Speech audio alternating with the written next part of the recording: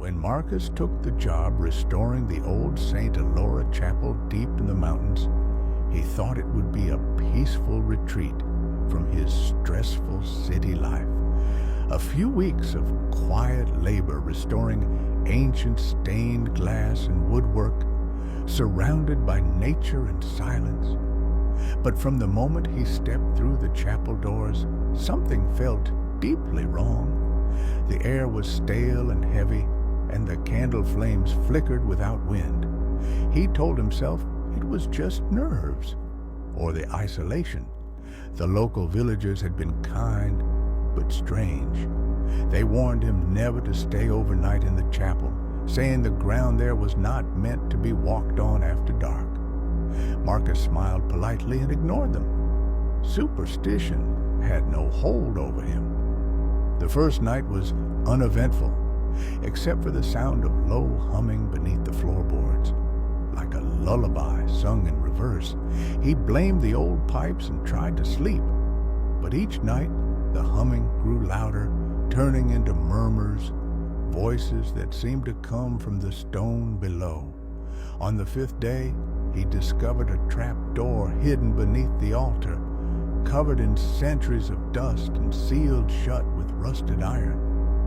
He opened it against his better judgment and found a spiral staircase descending into darkness.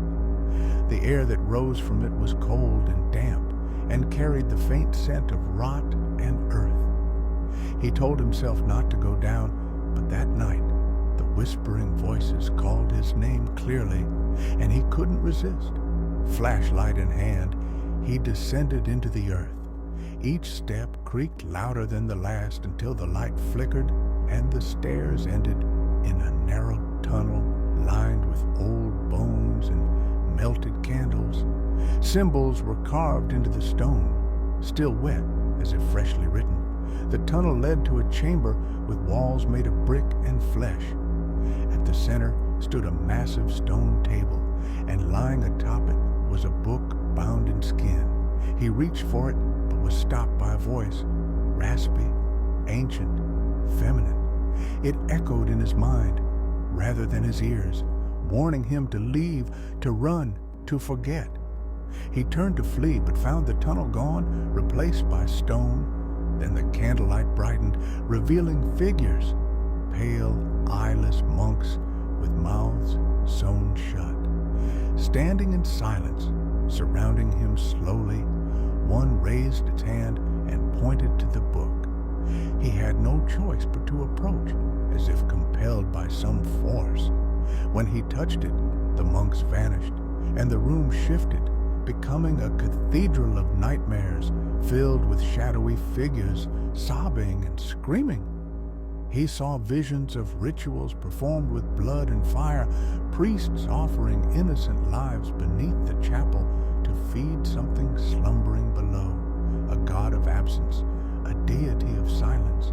The chapel was not a house of worship, but a prison, built to hold what should never be spoken of. The book was its heartbeat, its anchor, and now Marcus was part of it. When he awoke, he was lying on the chapel floor, sunlight streaming through the broken stained glass. Everything looked normal, quiet, peaceful even. But he could no longer hear birds or feel the wind.